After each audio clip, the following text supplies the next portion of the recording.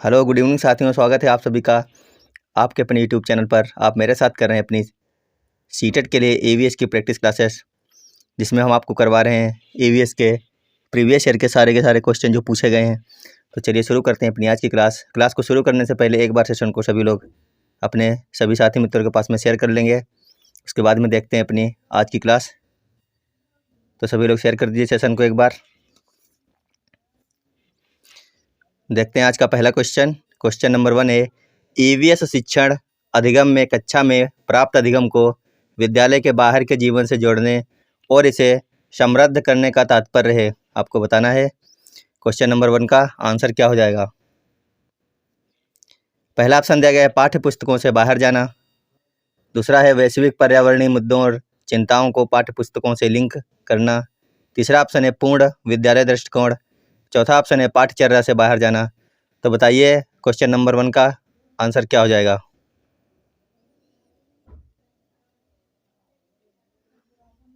तो इसका हो जाएगा ऑप्शन नंबर 1, पाठ्य पुस्तकों से बाहर निकलकर, यानी बाहरी दुनिया के बारे में जानना ही ईवीएस का या फिर पर्यावरण का मुख्य ध्येय होता है, या फिर समृद्ध तात्पर्य इसका हो जाएगा ऑप्शन नंबर 1।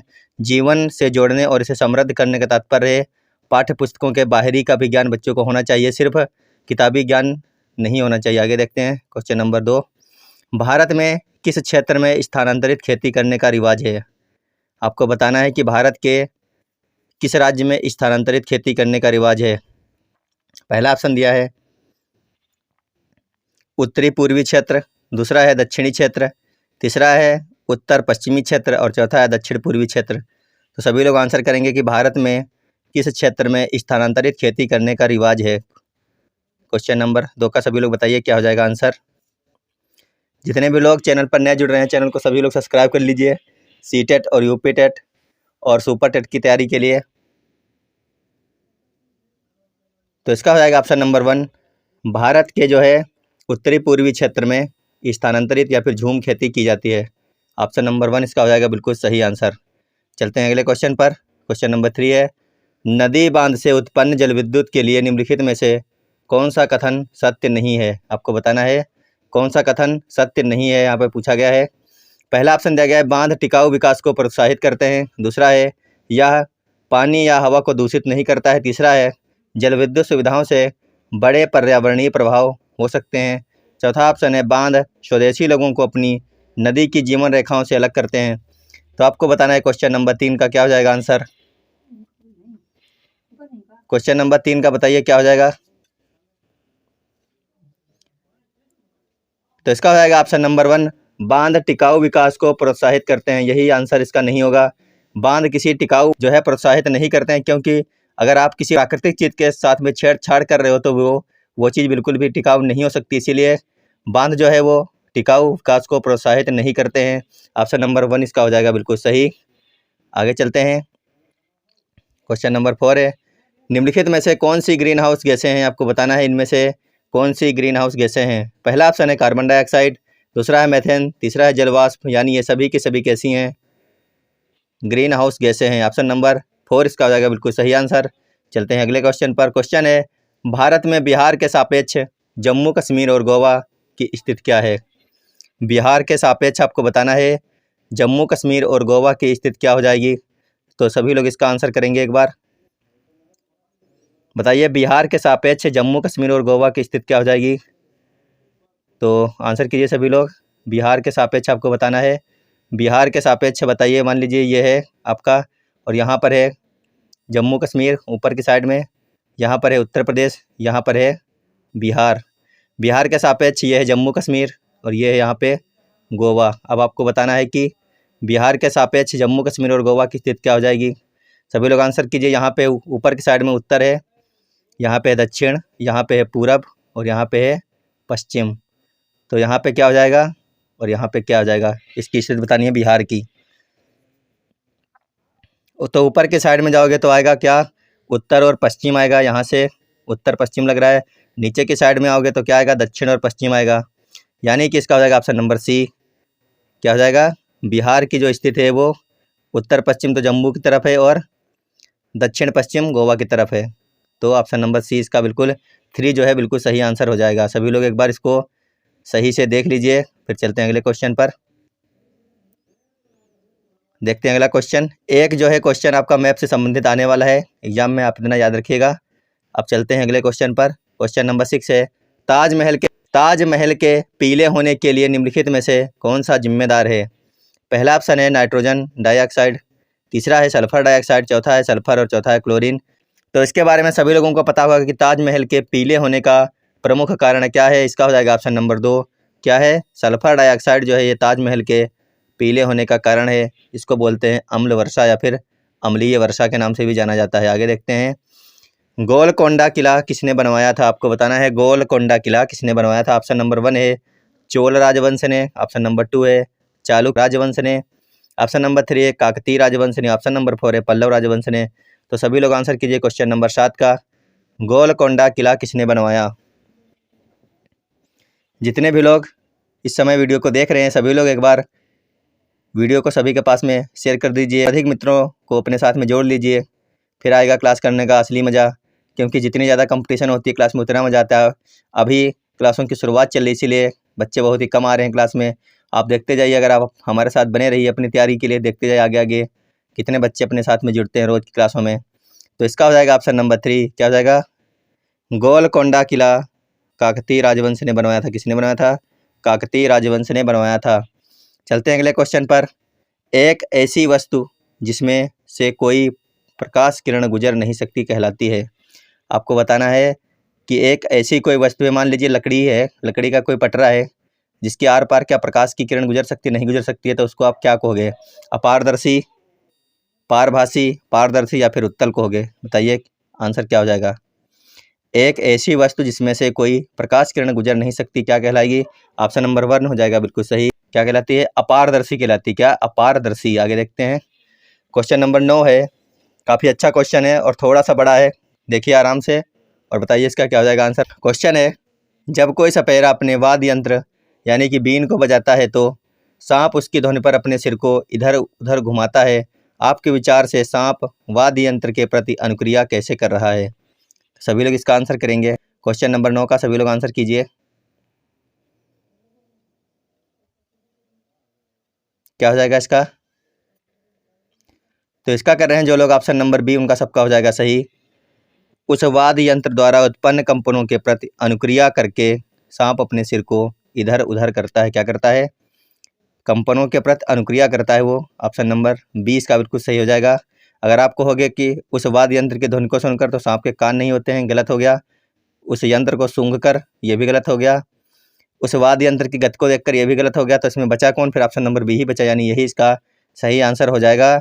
उस वाद्य यंत्र द्वारा कंपन उत्पन्न कंपनों के प्रति अनुक्रिया करके जो है सांप अपनी गर्दन को या अपने सिर को इधर उधर हिलाता है। आगे देखते हैं, परिवार एक इकाई होता है जिसमें माँ, पिता और उनके 2 बच्चे होते हैं। यह कथन सत्य है क्योंकि सभी भारतीय परिवार इसी प्रकार के होते हैं। दूसरा है, सही नहीं है क्योंकि इस कथन में स्पष्ट करना चाहिए कि बच्चे जैविक होते हैं। तीसरा है, सही नहीं है क्योंकि परिवार कई प्रकार के होते हैं तथा परिवार का केवल एक ही प्रकार में वर्गीकरण नहीं किया जा सकता। तो इसका ऑप्शन नंबर सी ही बिल्कुल सही हो जाएगा। क्योंकि क्या परिवार में केवल माँ, पिता और बच्चे ही होते हैं? क्या बाबा, चाचा, चाची, ताऊ ये सब नहीं होते हैं? तो ऑप्शन नंबर सी इसका बिल्कुल सही आंसर हो जाएगा। इसका जो है परिवार एक ही प्रकार के नहीं होते हैं, कई प्रकार के होते हैं। तो सिर्फ इस प्रकार से इसका वर्गीकरण नहीं हम कर सकते हैं कि परिवार में सिर्फ माँ, पिता और उनके बच्चे ही होते हैं। तो ये इसका ऑप्शन नंबर सी ही बिल्कुल सही हो जाएगा। देखते हैं अगला क्वेश्चन। क्वेश्चन है, मानवों के पेट में आमाशय रस की प्रकृति डॉट डॉट होती है और वह भोजन के पाचन में सहायता करता है। ऑप्शन है क्षारीय, उभयधर्मी, उदासीन और अम्लीय। तो बताइए क्या हो जाएगा क्वेश्चन नंबर 11 का आंसर। मानवों के पेट में आमाशय रस की प्रकृति डॉट डॉट होती है और वह भोजन के पाचन में सहायता करता है। क्वेश्चन नंबर 1 है क्षारीय, बी है उभयधर्मी, सी है उदासीन और डी है अम्लीय। तो इसका हो जाएगा ऑप्शन नंबर डी। क्या हो जाएगा? आमाशय रस की प्रकृति होती है अम्लीय। कैसी होती है? अम्लीय होती है। देखते हैं अगला क्वेश्चन। क्वेश्चन है, पर्यावरण अध्ययन की पाठ्य पुस्तक में प्रयुक्त भाषा। पहला ऑप्शन है रूखी और बच्चों के द्वारा समझने में कठिनाई होनी चाहिए। ये बिल्कुल भी नहीं हो सकता, रूखी और कठिन, यानी ऑप्शन नंबर 1 तो कट गया। दूसरा है परिभाषाओं पर बल बिल्कुल नहीं देना है हमको। तीसरा है तकनीकी और औपचारिक होनी चाहिए, ये भी नहीं होना चाहिए। औपचारिक और तकनीकी भाषा का प्रयोग बिल्कुल नहीं करना हमें। चौथा ऑप्शन है बच्चों की दिन प्रतिदिन की भाषा से संबंध होना चाहिए, यानी ऑप्शन नंबर डी इसका बिल्कुल सही है। ऑप्शन नंबर डी इसका बिल्कुल सही आंसर हो जाएगा। बच्चे की दैनिक भाषा से संबंधित या फिर संबंध होना चाहिए उस भाषा को जो पर्यावरण की पाठ्य पुस्तक में प्रयुक्त भाषा हो। Option number D question number 12 का बिल्कुल सही आंसर है। चलते हैं अगले क्वेश्चन पर। अगला क्वेश्चन है, एक शिक्षक अपने विद्यार्थियों को विभिन्न पशुओं के चित्र देता है और उन पशुओं पर रंग भरने को कहता है जो हमारे घरों में नहीं रहते। इस क्रियाकलाप का उद्देश्य क्या है? पहला ऑप्शन है सृजनात्मकता का विकास करना, दूसरा है अवलोकन का विकास करना, तीसरा है वर्गीकरण कौशल का विकास करना, चौथा गया है डाटा संग्रह का विकास करना। तो इधर आपके आंसर दिए गए हैं, तो इनमें से कौन कौन सा क्वेश्चन मतलब ऑप्शन सही हो जाएगा? आपको इधर से सेलेक्ट करना है। बताइए कौन सा आंसर हो जाएगा क्वेश्चन नंबर 13 का।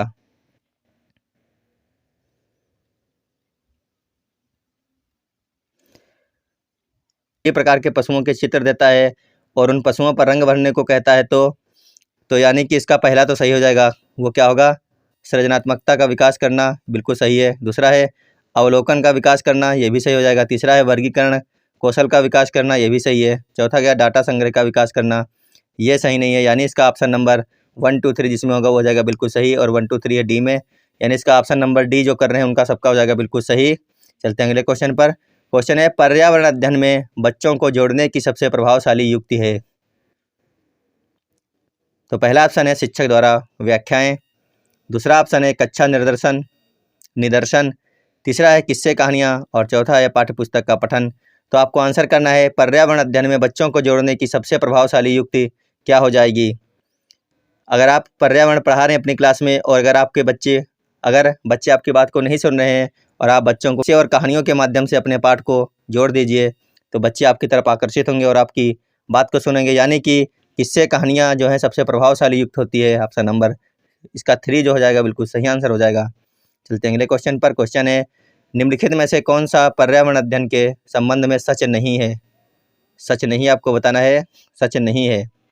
पहला ऑप्शन दिया है पर्यावरण अध्ययन बच्चों को अपने परिवेश को खोजने का अवसर देता है, बिल्कुल सही है, पॉजिटिव है ये।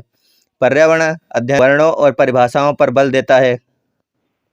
तीसरा है पर्यावरण अध्ययन की प्रकृति एकीकृत होती है। चौथा है पर्यावरण अध्ययन बाल केंद्रित अध्ययन है। तो बताइए निम्नलिखित में से कौन सा एक पर्यावरण अध्ययन के संबंध में सच नहीं है? क्वेश्चन नंबर 15 का आंसर कीजिए सभी लोग। क्या पर्यावरण अध्ययन वर्णनों और परिभाषाओं पर बल देता है? बिल्कुल भी नहीं देना है बल, क्योंकि एनसीईआरटी ने हमें मना कर रखा है कि उनकी परिभाषाओं और वर्णनों पर बल बिल्कुल भी नहीं देना है, यानी इसका यही हो जाएगा ऑप्शन नंबर 2 जो है इसका सही आंसर हो जाएगा। निगेटिव पूछा गया संबंध में सच नहीं है, तो सच यही नहीं है कि पर्यावरण अध्ययन वर्णनों और परिभाषाओं पर बल देता है, बिल्कुल भी बल नहीं देना है हमें परिभाषाओं के ऊपर। चलते हैं अगले क्वेश्चन पर। अगला क्वेश्चन है, निम्नलिखित में से क्या एक पर्यावरण अध्ययन में ज्ञान की रचना में बहुत ही महत्वपूर्ण है? पर्यावरण अध्ययन में ज्ञान की रचना के लिए इनमें से कौन सा ऑप्शन जो है वो महत्वपूर्ण हो जाएगा, और आपको आंसर यहाँ देख के करने हैं। पहला है बच्चों की सक्रिय भागीदारी, बिल्कुल सही है। अगर बच्चे की सक्रिय भागीदारी नहीं होगी तो फिर अध्ययन करने और करवाने में मज़ा ही नहीं आएगा, मतलब ही क्या है फिर। दूसरा है बच्चों के ज्ञान को शिक्षकों के ज्ञान से जोड़ना, बिल्कुल भी नहीं। बच्चों का ज्ञान और शिक्षकों का ज्ञान अलग अलग होता है, उनको हम उनके साथ शिक्षकों के साथ में उनके ज्ञान को बिल्कुल भी नहीं जोड़ सकते हैं। तीसरा है पर्यावरण अध्ययन को कक्षा की 4 दीवारी से बाहर सिखाना, बिल्कुल सही हो जाएगा। बच्चों के स्थानीय ज्ञान को विद्यालय के ज्ञान से संबंधित करना, ये भी सही है, यानी इसका हो जाएगा ऑप्शन नंबर ए, सी और डी। ए, सी, डी कहाँ पर है? ऑप्शन नंबर 3 में है। तो इसका जो लोग कर रहे हैं ऑप्शन नंबर 3 उनका सबका हो जाएगा बिल्कुल सही। ए, सी और डी इसका हो जाएगा सही, ऑप्शन नंबर 3 इसका सही आंसर है। आगे देखते हैं। पर्यावरण अध्ययन में बच्चों को पाठ्य पुस्तकों और शिक्षकों के अलावा अन्य स्रोतों की मदद लेने के लिए प्रोत्साहित करना चाहिए, क्योंकि पर्यावरण अध्ययन सीखने के लिए पाठ्य पुस्तक और शिक्षक ही स्रोत नहीं है। दूसरा है पर्यावरण अध्ययन सीखने के लिए समुदायों और माता पिताओं की उपस्थिति का विकास करेगा। तीसरा है शिक्षक या शिक्षकों को बच्चों की पृष्ठभूमि को जानने का अवसर देगा। चौथा है या बच्चों के सौंदर्यगत और मनोक्रियात्मक कौशल का विकास करेगा। तो बताइए इनमें से कौन सा ऑप्शन हो जाएगा सही? क्वेश्चन नंबर 17 का सभी लोग आंसर करेंगे। पर्यावरण अध्ययन में बच्चों को पाठ्य पुस्तकों और शिक्षकों के अलावा अन्य स्रोतों की मदद लेने के लिए प्रोत्साहित करना चाहिए, क्योंकि यह बच्चों के सौंदर्यगत और मनोक्रियात्मक कौशल का विकास करेगा। ऑप्शन नंबर डी इसका हो जाएगा बिल्कुल सही आंसर। चलते हैं अगले क्वेश्चन पर। अगला क्वेश्चन कह रहा है, निम्नलिखित में से क्या पर्यावरण अध्ययन में आकलन के लिए संकेतक नहीं होना चाहिए? तो आपको यहाँ ऑप्शन दिए गए हैं, इसमें देखिए और आंसर कीजिए। निम्नलिखित में से क्या पर्यावरण अध्ययन में आकलन के लिए संकेतक नहीं होना चाहिए? पहला ऑप्शन है याद करना, दूसरा है प्रश्न पूछना, तीसरा है न्याय और समानता के प्रति सरोकार, चौथा है सहभागिता। तो इसका हो जाएगा ऑप्शन नंबर 1 याद करना, रटना, रटाना, ये सब परिभाषाएं, इन पर सब पर हमें बल नहीं देना है, यानी इसका ऑप्शन नंबर 1 हो जाएगा सही आंसर। चलते हैं अगले क्वेश्चन पर। क्वेश्चन नंबर 19 है, निम्नलिखित में से कौन सा पर्यावरण अध्ययन का उद्देश्य नहीं है? आपको बताना है इनमें से ऐसा कौन सा ऑप्शन है जो पर्यावरण अध्ययन का उद्देश्य नहीं है। पहला है बच्चों को स्वयं अपने हाथ से कार्य करने और खोजने की क्रियाकलापों से जोड़ना, दूसरा है बच्चों को पाठ्य पुस्तक की परिभाषाएं प्रदान करने के लिए प्रोत्साहित करना, तीसरा है बच्चों की जिज्ञासा और सृजनात्मकता का पोषण करना, चौथा है परिवेशीय मुद्दों पर जागरूकता का विकास करना। तो बताइए इनमें से कौन सा उद्देश्य नहीं है? तो काफ़ी आसान है, परिभाषाएं जहाँ पर आ जाएं। प्रोत्साहित करना तो यहाँ पर दिया है, लेकिन निगेटिव थिंकिंग में दिया है प्रोत्साहित करने का मतलब, तो यहाँ पर यही ऑप्शन हो जाएगा। ये जो है अध्ययन का उद्देश्य बिल्कुल भी नहीं है बच्चों को परिभाषाएं प्रदान करना या फिर उनके लिए प्रोत्साहित करना, परिभाषाओं को याद करने के लिए। तो इसका हो जाएगा ऑप्शन नंबर 2 बिल्कुल सही। आगे देखते हैं। अगला क्वेश्चन है, केचुओं को किसान का मित्र माना जाता है, इसके लिए निम्नलिखित में से सही कारणों को चुनिए। है यहाँ पे आंसर है इधर साइड में और इधर कारण है, तो आपको बताना है इनमें से कौन कौन से कारण ऐसे हैं कि केचुओं को किसान का मित्र माना जाता है। पहला है केचुए मृत पत्तियों और पौधों को खाते हैं तथा इनके मल से जमीन उपजाऊ होती है। दूसरा ऑप्शन है केचुए खरपतवार खाते हैं जिससे मुख्य फसल की रक्षा होती है। तीसरा है केचुए जमीन में छेद बनाते हैं जिससे जमीन पोली हो जाती है। चौथा है केचुए द्वारा बनाए गए छेदों से जमीन को आसानी से हवा और पानी मिल जाता है। तो बताइए कौन कौन से ऑप्शन हो जाएंगे सही इसमें? सभी लोग आंसर करेंगे क्वेश्चन नंबर 20 का। आंसर कीजिए एक बार सभी लोग क्वेश्चन नंबर 20 का। तो इसका हो जाएगा ए, सी और डी, ये 3 ऑप्शन सही हो जाएंगे, यानी कि इसका ऑप्शन नंबर 1 सही है। ए, सी, डी जो है बिल्कुल सही हो जाएगा इसका। बी वाला केचुए जो हैं खरपतवार खाते हैं जिससे मुख्य फसल की रक्षा होती है, ऐसा हम नहीं कह सकते कि केचुओं को क्या पता कि खरपतवार खा रहे हैं या फिर वो हमारी, मान लीजिए कि आपने मक्का की फसल बोई है और मक्के में वो सिर्फ घास ही नहीं खाएंगे, अगर वो खाएंगे तो सब कुछ खा जाए। मक्के का पौधा भी तो खा सकते हैं जब तक वो छोटा रहता है, तो इसीलिए बी वाला छोड़ दीजिए, बाकी तीनों के तीनों सही हैं। ए, सी, डी इसका हो जाएगा सही आंसर। आगे देखते हैं। क्वेश्चन है, हमारे पर्यावरण में किस गैस का बहुतायत में सांद्रण है? ऑक्सीजन, कार्बन डाइऑक्साइड, हाइड्रोजन या फिर नाइट्रोजन? तो आपको बताना है कि हमारे पर्यावरण में किस गैस का बहुतायत में सांद्रण है। इसका सभी लोग आंसर करेंगे। बहुतायत में सांद्रण किसका है? नाइट्रोजन का। नाइट्रोजन कितनी है? 78% है। कितनी है? 78%, यानी ऑप्शन नंबर डी इसका हो जाएगा बिल्कुल सही आंसर। चलते हैं अगले क्वेश्चन पर। क्वेश्चन है, निम्न विकल्पों में से रासायनिक उर्वरक का उदाहरण नहीं है? यूरिया, पोटास, फास्फेट या फिर कंपोस्ट? तो इनमें से रासायनिक उर्वरक का उदाहरण कौन सा नहीं हो जाएगा? सभी लोग आंसर करेंगे क्वेश्चन नंबर 22 का। तो इसका जो लोग कर रहे हैं ऑप्शन नंबर डी, उनका हो जाएगा बिल्कुल सही। कंपोस्ट खाद जो होती है वो रासायनिक नहीं होती है, वो कैसी होती है? वो घर में तैयार की जाती है, जो गोबर के द्वारा बनाई गई खाद है या फिर अपने आप हम लोग बनाते हैं, उसको कहते हैं कंपोस्ट खाद। तो ये रासायनिक नहीं होती है। बाकी यूरिया, पोटास, फास्फेट ये सब रासायनिक उर्वरक में आते हैं, और इसका हो जाएगा ऑप्शन नंबर डी कंपोस्ट। आगे चलते हैं। सिटीज किस वैश्विक मुद्दे से संबंधित है? पर्यावरण संरक्षण, इंफॉर्मेशन टेक्नोलॉजी, जर्नलिज्म या फिर इनमें से कोई नहीं? तो बताइए सिटीज किस वैश्विक मुद्दे से संबंधित है? क्वेश्चन नंबर 23 का सभी लोग आंसर करेंगे, और एक बार इस क्लास को सभी के पास में शेयर कर लेंगे सभी लोग। और वीडियो को अगर अभी तक आपने लाइक नहीं किया तो लाइक कर लीजिए। उसके बाद चलते हैं अपने आगे के क्वेश्चन पर। इसका हो जाएगा ऑप्शन नंबर 1, क्या हो जाएगा? सिटीज जो है वो पर्यावरण संरक्षण वैश्विक मुद्दे पर आधारित है, इसका ऑप्शन नंबर 1 हो जाएगा बिल्कुल सही। चलते हैं अगले क्वेश्चन पर। क्वेश्चन नंबर 24 है, क्लार्क बी बेविन पुरस्कार किससे संबंधित है? बताइए क्लार्क बी बेविन पुरस्कार किससे संबंधित है? पहला है वन्य जीव सुरक्षा, दूसरा है पर्यावरण संरक्षण, तीसरा है जल संरक्षण, चौथा है खेल। तो बताइए क्लार्क बी बेविन पुरस्कार किससे संबंधित है? क्वेश्चन नंबर 24 का सभी लोग आंसर करेंगे। तो इसका हो जाएगा ऑप्शन नंबर ए, क्या हो जाएगा? क्लार्क बी बेविन पुरस्कार जो है ये वन्य जीव सुरक्षा से संबंधित है। किससे है? ऑप्शन नंबर 1 हो जाएगा सही, वन्य जीव सुरक्षा। क्वेश्चन है, किस शहर को टाइगर गेटवे ऑफ इंडिया कहा जाता है? किस शहर को टाइगर गेटवे ऑफ इंडिया कहा जाता है? भोपाल, नागपुर, मैसूर और लखनऊ? तो बताइए इनमें से ऐसा कौन सा शहर है जिसको टाइगर गेटवे ऑफ इंडिया कहा जाता है? क्वेश्चन नंबर 26 का सभी लोग आंसर करेंगे। किस शहर को टाइगर गेटवे ऑफ इंडिया कहा जाता है? तो इसका हो जाएगा ऑप्शन नंबर बी। इसको कहते हैं मैसूर को कहा जाता है tiger gateway of India. Option number B हो जाएगा बिल्कुल सही इसका आंसर। सॉरी, नागपुर को कहा जाता है टाइगर गेटवे ऑफ इंडिया। किसको कहते हैं? नागपुर को। ऑप्शन नंबर बी इसका सही आंसर है। आगे चलते हैं। जैव विविधता का अंतर्राष्ट्रीय कार्यालय कहाँ है? वेनिस, रोम, जेनेवा, पेरिस। तो बताइए जैव विविधता का अंतर्राष्ट्रीय कार्यालय कहाँ है और जैव विविधता दिवस किस दिन मनाया जाता है? आंसर करेंगे। जैव विविधता का कार्यालय कहाँ है अंतर्राष्ट्रीय और ये किस दिन मनाया जाता है? दोनों क्वेश्चन के आंसर कीजिए आप लोग। जैव विविधता का अंतर्राष्ट्रीय कार्यालय तो है, इसका जो कार्यालय जैव विविधता का अंतर्राष्ट्रीय ये हो जाएगा रोम। कहाँ है? रोम, इटली में है। ऑप्शन नंबर बी हो जाएगा सही इसका। अब आपको यह बताना है कि ये मनाया किस दिन जाता है। तो ये मनाया जाता है 22 मई को। कब मनाते हैं? 22 मई को मनाते हैं जैव विविधता दिवस। ऑप्शन नंबर बी सही है इसका। चलते हैं अगले क्वेश्चन पर। अगला क्वेश्चन है मनुष्य के शरीर की जैव रासायनिक प्रयोगशाला है आमाशय, यकृत, आंत या फिर वृक्क।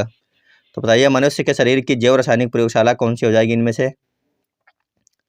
सभी लोग आंसर करेंगे। क्वेश्चन नंबर 28 का मनुष्य के शरीर की जैव रासायनिक प्रयोगशाला हो जाएगी। तो इसका हो जाएगा ऑप्शन नंबर बी। यकृत को कहते हैं मनुष्य के शरीर की जैव रासायनिक प्रयोगशाला। चलते हैं अगले क्वेश्चन पर। अगला क्वेश्चन है वन्य जीव सप्ताह मनाया जाता है। ऑप्शन देखिए और आंसर कीजिए। वन्य जीव सप्ताह कब मनाया जाता है? सभी लोग आंसर करेंगे। जिन्होंने वीडियो को लाइक नहीं किया लाइक कर लीजिए सभी लोग, और जितने लोग नए जुड़ रहे हैं चैनल पर एक बार चैनल को सब्सक्राइब कर लीजिए अपनी टीचर की बेहतरीन तैयारी के लिए। तो इसका हो जाएगा ऑप्शन नंबर 1 तक 1 अक्टूबर से 7 अक्टूबर तक मनाया जाता है वन्य जीव सप्ताह। ऑप्शन नंबर ए इसका हो जाएगा बिल्कुल सही आंसर। अगला क्वेश्चन है भारत के किस राज्य को टाइगर स्टेट के नाम से जाना जाता है? बहुत अच्छा क्वेश्चन है और कई बार एग्जाम में आ चुका है, तक कई बार रिपीट हो चुका है ये। भारत के किस राज्य को टाइगर स्टेट के नाम से जाना जाता है? इसका सभी लोग आंसर कीजिए एक बार। भारत के जिस राज्य को टाइगर स्टेट के नाम से जाना जाता है उसका नाम है मध्य प्रदेश। मध्य प्रदेश को हम टाइगर स्टेट के नाम से जानते हैं। इसका ऑप्शन नंबर डी हो जाएगा बिल्कुल सही। साथियों आपको बताना है कमेंट बॉक्स में कि आज की क्लास से आपको हमने 30 क्वेश्चन कराए हैं, 30 में से आपके कितने आंसर सही निकले हैं।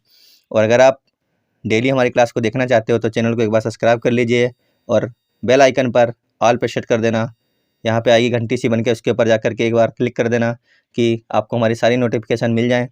फिलहाल वीडियो देखने के लिए धन्यवाद। अगर आपने चैनल को सब्सक्राइब नहीं किया है तो सब्सक्राइब कर लीजिए और एक बार सभी लोग वीडियो को लाइक कर लेंगे और वीडियो ख़त्म होने के बाद भी अपने सभी साथी मित्र के पास में शेयर कर देंगे। धन्यवाद, बाय बाय।